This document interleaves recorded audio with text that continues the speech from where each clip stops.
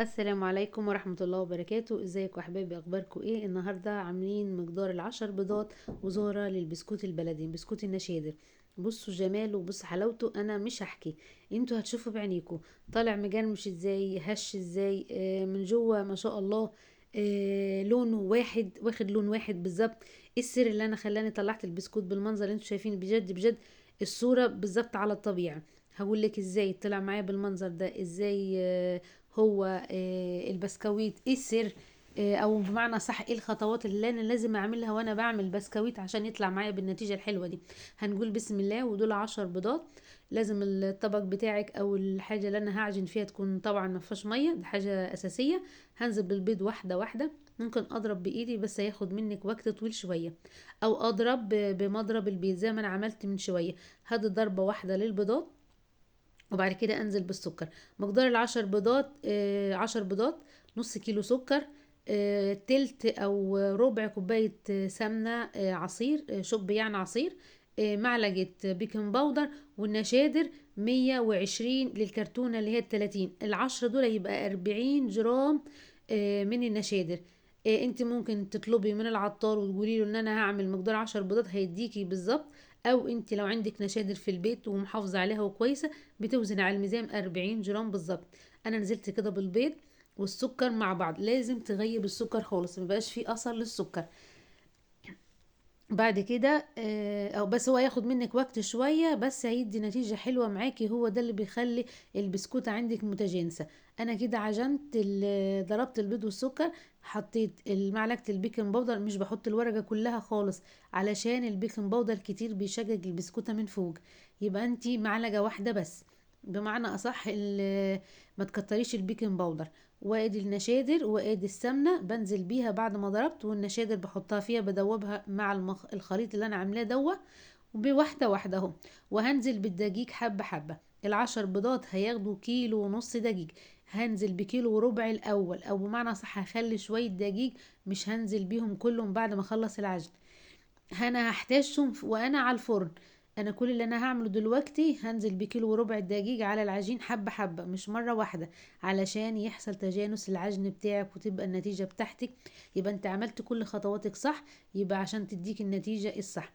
ايه الخطوات التانية؟ يبقى انا كده النشادر بتاعي سليم، لازم تجيبين مصدر موثوق منه عشان ما تقوليش ان البسكوتة بتاعتي فرشت في الفرن او ما طلعتش، يبقى العيب. يبقى انا اهم حاجة النشادر بتاعتي سليمة، مجاديري سليمة، عجنت وخدمت العجينة حلو، هي طرية زي ما انت شايفاها، ما تقلقيش خالص.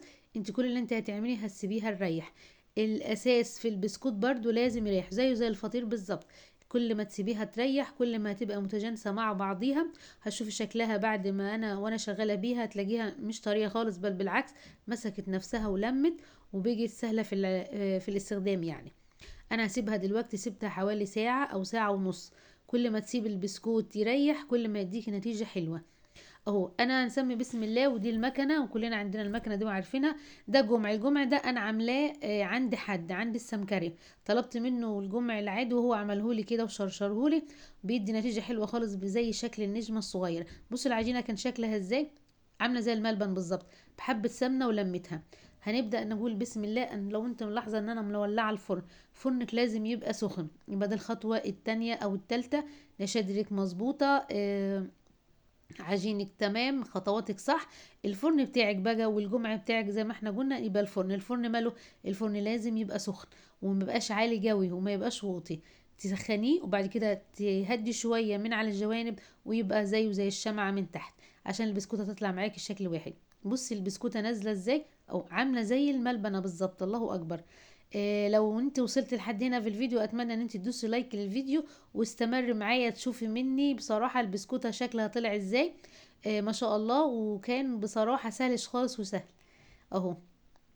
انا بصي بقطعها بلفها لفة واحدة تكة واحدة بس، عشان تديني شكل حلو، ما تبقاش مفروشة. انا مش بحب البسكوتة المفروشة خالص، عشان كده محددة الجمع ان هو يكون صغير، ما يكونش واسع يعني. انا ادخل الفرن اهو، وعمال ما تطلع واحدة بتخش الواحدة. لو البسكوتة معاكي صح ما بياخدش معاكي وقت، بتدخلي واحدة وتطلعي واحدة اهو. ما شاء الله، الله اكبر.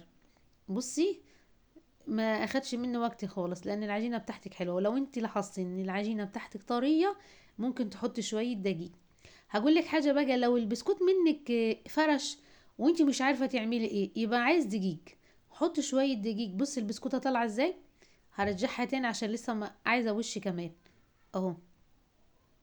لو البسكوته فرشت منك، وتقريبا اول صينيه دايما بتلاقيها فرشه في البلدي بالذات، لسه الفرن ما سخنش، لسه عجينك ما اخدش في الفرن.